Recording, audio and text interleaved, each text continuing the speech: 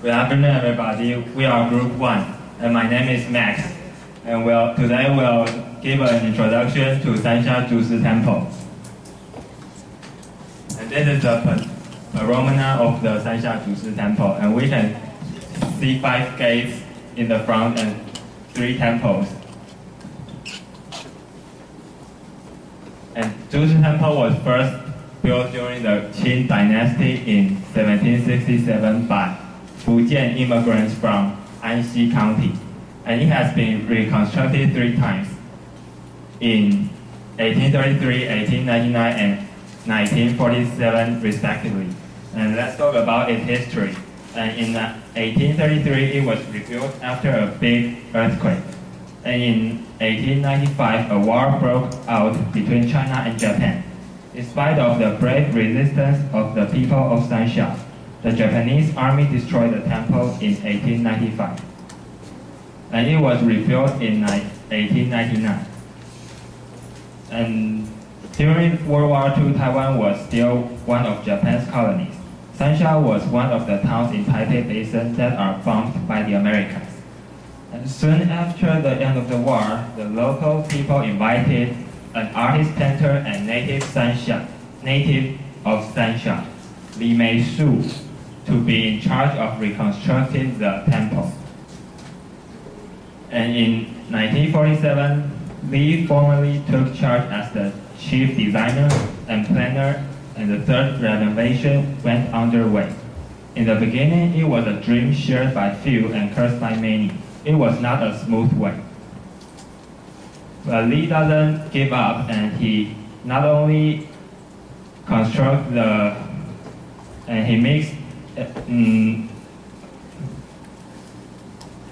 makes a whole culture of the Taiwan and the other countries' culture. And people started to blame Li, but Li didn't give up, but he spending so much time on the temple, whereas the whole renovation remained unfinished. However, Li dedicated himself to the temple with the passion and commitment of an artist, and made the one and only temple in Taiwan, where no other temple have been rebuilt for such a long time. The year 1997 marked the 50th anniversary of the 3rd renovation of the Sanxia祖师Temple. It is not complete yet. It will probably take another 10 or 20 years before the whole. Okay, and 祖师 Temple is a Taoist temple, so Daojiao, known as Zhu Shi Gong is the principal god and worshipped at Zhu Shi Temple.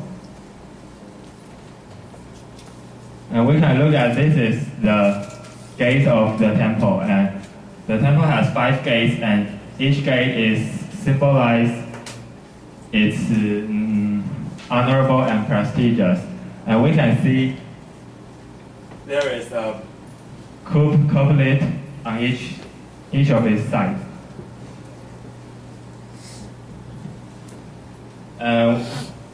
We can see this is a window, and it's not like the normal window. It is decorated, and we can see 2 fish in the middle. And the fish design forms a yin-yang symbol, and we can see out of it is a bagua symbol. And look at the picture, and we can see many elephants, and the ornaments in the temple are affected by European culture, and maybe the southeast country is affected by European, and maybe is affected by Thailand or any southeast country.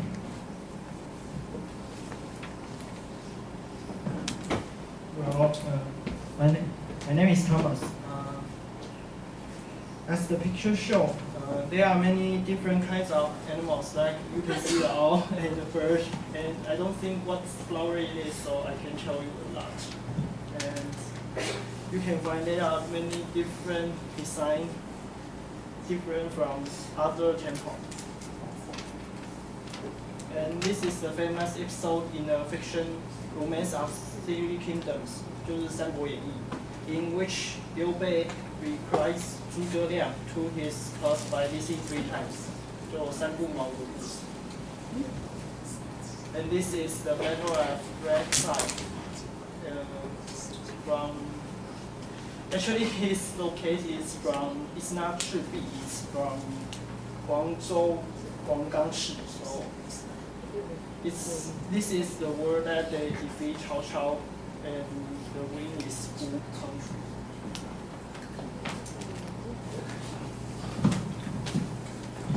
My name is Jerry. I'll tell you. As we know, traditional temples usually use original color of stone. It looks serious and formal. However, the Meishu use a lot of gold foil grading on the ceiling. This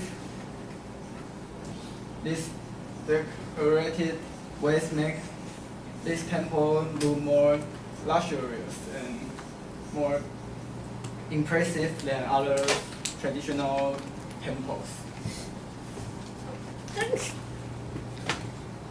Although the Meishu use a lot of exotic sculpture style in Sanxia祖师Temple, he still decorate many traditional ornaments on the roof like this. For example, he used some animals that symbol lucky fortune and longevity or protect the temples in Chinese traditional culture. And some statue of God and goddess that record on the mythology. This is some features that this temple is still similar to other traditional temples. Traditional temples are made of stone or bricks, but the Meishu use different kinds of materials such as bronze, wood, and stone.